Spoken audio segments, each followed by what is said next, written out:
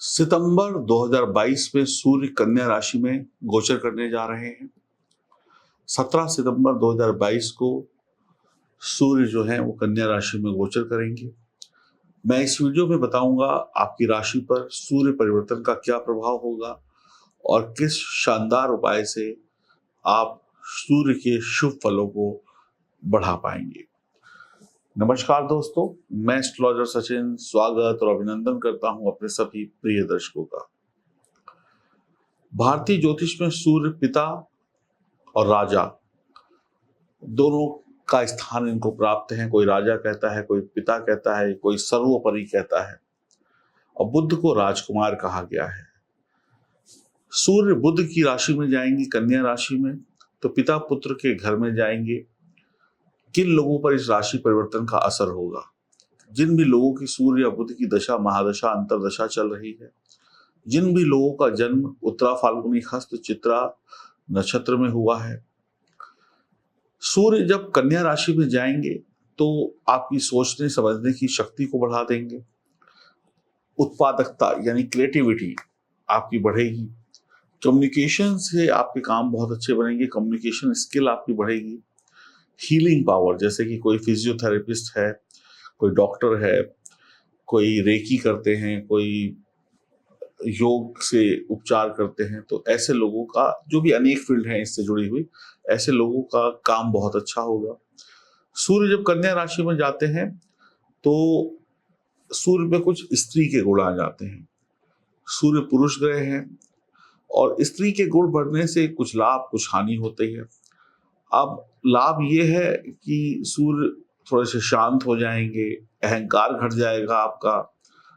Transport, medical field, medical industry, चाहे वो दवाई बेचते हो, चाहे वो हीलिंग करते हो, इन लोगों के काम में बढ़ोतरी होगी। सूर्य प्लस बुध का बुध आदित्य योग भी बनेगा और बुध स्वयं की राशि कन्या में होंगे तो भद्र नामक पंच महापुरुष योग का निर्माण भी करेंगे। सूर्य की शक्ति को बढ़ोतरी मिलेगी बुध के साथ से। सूर्य शुक्र भी बीच में साथ में आएंगे तो सूर्य और शुक्र का कला निधि योग भी बनेगा। सूर्य के ऊपर गुरु की 7वीं दृष्टि भी होगी, तो सूर्य की दृष्टि जब पड़ती है तो अच्छा लाभ होता है। ग्रहों की ताकत में बढ़ोतरी होती है। धर्म आत्मा योग बनेगा, क्योंकि सूर्य जो है वो आत्मा का कारक है और गुरु जो है धर्म का कारक है। तो यानी कि आप भक्ति या ईश्वर की भक्ति या अच्छे ग्रंथकार, साहित्यकार, पढ़ने वाले इंसान हो सकते हैं। धार्मिक चीजों के प्रति आपकी रुचि जागेगी। इस सब चीजों पे आप रिसर्च भी कर सकते हैं। गुरु की दृष्टि बुध पर भी होगी, शुक्र पर भी होगी, तो शुक्र संबंधी काम जैसे मीडिया, कला, टीवी, फैशन इंडस्ट्री काम अच्छे चलेंगे। और बुध पर होगी तो जैसे वाणिज्य का काम हो गया, कम्युनिकेशन का काम हो गया, गीत संगीत, कला संगीत का काम हो गया, फिल्म इंडस्ट्री, सोशल मीडिया पर भी आपको काफी लाभ मिलेगा अगर आप इससे जुड़े हैं। सरकारी नौकरी में भी तरक्की होगी, सरकारी नौकरी से भी लाभ मिलेगा। शिक्षा के क्षेत्र में भी आप बहुत कुछ अच्छा कर पाएंगे और प्राइवेट नौकरी में भी अच्छे रिजल्ट आपको मिलेंगे।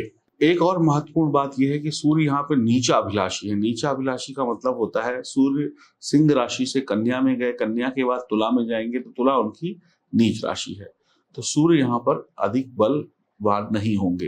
हाँ, सूर्य पर ग्रहों की दृष्टि, शुभ ग्रहों की दृष्टि और शुभ ग्रहों का साथ इससे शुभ काम जरूर करवाएगा, लेकिन सूर्य यहाँ पर थोड़े से कमजोर भी पड़ेंगे।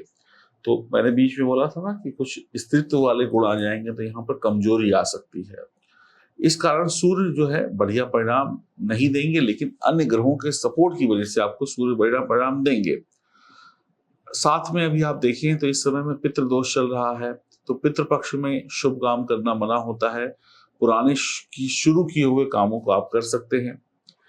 और इस समय शुक्र अस्त व नीच के होंगे तो शुभ काम वैसे ही बंद होंगे। अब बात करते हैं सूर्य के इस परिवर्तन में हमें क्या उपाय करने चाहिए सभी राशि वालों को। देखिए, पितृपक्ष चल रहा है तो मैं यही कहूंगा, जिनके भी पूर्वज अब इस दुनिया में नहीं है, उनका श्राद्ध नियम पूर्वक करिए, तर्पण करिए, दान पुण्य करिए। ये आपके लिए बहुत ही बढ़िया है। आपको तिथि वगैरह याद नहीं है तो सर्वपितृ अमावस्या 25 तारीख को होगी, उस दिन करिए। देखिए, मृत्यु के बाद सिर्फ एक ही पुराण पढ़ा जाता है जिसका बहुत अच्छा फल मिलता है, वो है गरुड़ पुराण। स्वयं पढ़िए या किसी योग्य ब्राह्मण से पढ़वाइए, पूरा पढ़िए या लघु पढ़िए, जितना हो सके, जितना संभव हो सके उतना करिए। गीता का पाठ करिए, गीता का पाठ करना भी बहुत अच्छा होता है।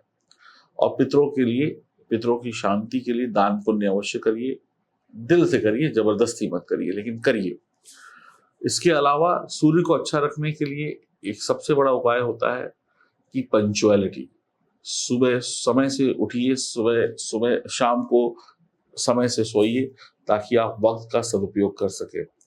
सूर्य नमस्कार करें ताकि शरीर से पसीना बहे, और जब पसीना बहेगा तो शरीर चुस्त दुरुस्त रहेगा, तो फिर आप 24 आवर्स एकदम बढ़िया काम करेंगे और अच्छी नींद भी लेंगे और बीमारियां भी दूर होंगी।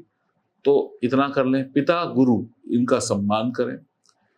अगर आप इतना काम कर लेते हैं तो ये बढ़िया है। और जो भी सरकारी कर्मचारी हैं या प्राइवेट कर्मचारी हैं वो नंबर 2 के काम ना करें। तो सूर्य को बेहतर रखने के लिए सामान्य से उपाय हैं, और नरमी और गर्मी का हिसाब रखें, कहाँ पर आपको गुस्सा करना है, कहाँ पर आपको प्यार से बात करनी है। सूर्य को बेहतर इन्हीं उपायों से किया जा सकता है। अब बात करते हैं आपकी राशि पर सूर्य का क्या प्रभाव होगा। अब बात करते हैं मिथुन राशि की। आपकी राशि के लिए सूर्य तीसरे भाव के स्वामी है, और वर्तमान में जो गोचर करेंगे वो चौथे भाव में करेंगे। बुध यहाँ पर पहले से ही बुध आदित्य योग बना रहे हैं सूर्य के साथ मिलकर। और चौथा घर जो है जीवन में सुख सुविधाओं का होता है, माँ का होता है, परिवार का होता है, जमीन जायदाद का होता है।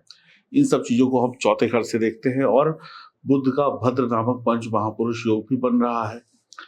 तो सूर्य बुध का आदित्य योग हो गया, बुध का भद्र योग हो गया, बहुत ही बेहतरीन। सूर्य का गोचर थोड़ी चिंताएं तो यहाँ पर बढ़ाएगा, कहीं आपको सोच विचार में रखेगा, यानी कहीं ना कहीं थोड़ा चिंतित रहेंगे आप, या किसी विषय पर गहन चिंतन करेंगे। तो चिंताएं तनाव में ना बदले, चिंताएं टेंशन में ना बदले, इस बात का पूरा ध्यान रखिएगा। चिंताएं बड़ी ना हो, इस बात का ध्यान रखिएगा। आपकी पारिवारिक जिम्मेदारियों से आप घिरे रहेंगे।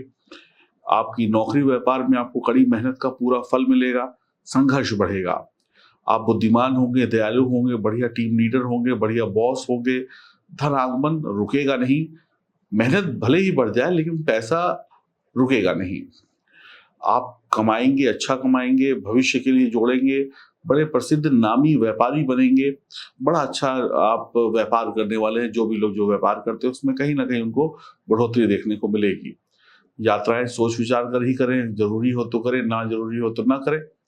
परिवार के सभी लोगों के साथ मीठा बोले, मैं कहूँगा सभी के साथ मीठा बोले।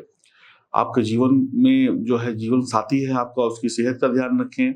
गुरु की दृष्टि और शुक्र का साथ में होना और बुध का भी साथ में होना कहीं ना कहीं आपको आपकी तरक्की और आपके जीवन साथी की भी तरक्की, या कहें जीवन साथी के माध्यम से आपकी तरक्की भी करवा सकता है।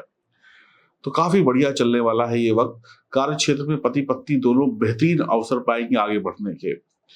सोना चांदी कपड़ों का व्यापार ये सब बहुत अच्छा रहेगा आपके लिए। लॉन्ग टर्म इन्वेस्टमेंट कर सकते हैं भविष्य के लिए। सेहत का थोड़ा ध्यान रखिएगा। चिंताओं को छोड़िए और तरक्की की तरफ आगे बढ़िए।